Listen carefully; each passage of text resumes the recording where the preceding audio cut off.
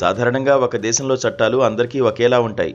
కానీ చైనాలోని ఒక మారుమూల గ్రామం మాత్రం తామే ఒక రాజ్యాంగం అన్నట్లుగా వింత నిబంధనలు పెట్టి ప్రపంచాన్నే నివిరపరిచింది. పెళ్లి చేసుకోకపోయినా ఫైన్, పెళ్ళైన వెంటనే పిల్లలు పుట్టినా ఫైన్, ఆఖరికి భార్యాభర్తలు గొడవ పడినా జరిమానా కట్టాల్సిందే. ఈ కాలంలో కూడా ఇలాంటి ఆంక్షలు అంటూ సోషల్ మీడియా హోరెత్తిపోవడంతో చైనా ప్రభుత్వం రంగంలోకి దిగింది. యునాన్ ప్రావిన్స్లోని లింకాంగ్ గ్రామంలో వెలుగు చూసిన ఈ షాకింగ్ రూల్స్ ఇప్పుడు ఇంటర్నెట్ను షేక్ చేస్తున్నాయి.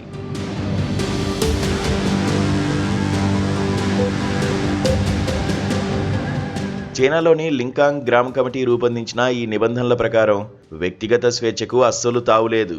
ముఖ్యంగా పెళ్లి విషయంలో ఈ గ్రామం పెట్టిన రూల్స్ వింటే మైండ్ బ్లాక్ అవ్వాల్సిందే. యునాన్ ప్రావిన్స్ వెలుపల వ్యక్తులను పెళ్లి చేసుకుంటే 1500 యువాన్లు, ఇండియన్ కరెన్సీలో 17,500 రూపాయలు జరిమానా చెల్లించాలి. ఒకవేళ పెళ్లికి ముందే గర్భం దాల్చితే 3000 యువాన్లు అంటే 35,000 రూపాయల ఫైన్ పడుతుంది. ఇంకా విచిత్రం ఏంటంటే పెళ్లైన 10 నెలల్లోపే సంతానం కలిగితే దాన్ని నిబంధనల ఉల్లంఘనగా పరిగణించి 35,000 రూపాయల జరిమానా విధిస్తారు. పెళ్లి చేసుకోకుండా సహజీవనం చేసే జంటలు ఏడాదికి 6,400 రూపాయల చొప్పున ట్యాక్స్ లాంటి జరిమానా కట్టాల్సిందే.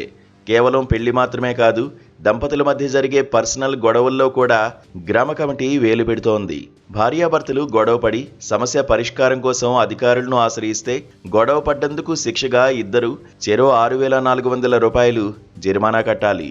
ఇక గ్రామంలో తాగి గొడవ చేస్తే 35,000 నుంచి 60,000 రూపాయల వరకు భారీ ఫైన్ విధిస్తారు.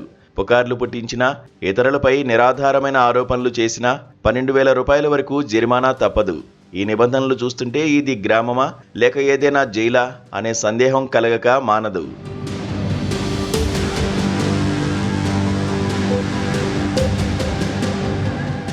ఈ వింత రూల్స్ నోటీసు సోషల్ మీడియాలో వైరల్ కావడంతో నెటిజన్లు చైనా ప్రభుత్వంపై నిప్పులు చెరుగుతున్నారు. మనం 2025లో ఉన్నామా లేక మధ్యయుగాల్లో ఉన్నామా అంటూ ప్రశ్నల వర్షం కురిపిస్తున్నారు. చైనా ప్రభుత్వం దేశవ్యాప్తంగా జననాల రేటును పెంచేందుకు ప్రోత్సాహకాలిస్తుంటే ఒక గ్రామం మాత్రం ఇలాంటి అనాగరిక రూల్స్ పెట్టడం చర్చనీయాంశంగా మారింది. పరిస్థితి తీవ్రతను గమనించిన మెంగ్డింగ్ పట్టణ అధికారులు గ్రామ కమిటీపై అధికారుల అనుమతి లేకుండానే ఈ సొంత నిర్ణయాలు తీసుకుందని స్పష్టం చేశారు.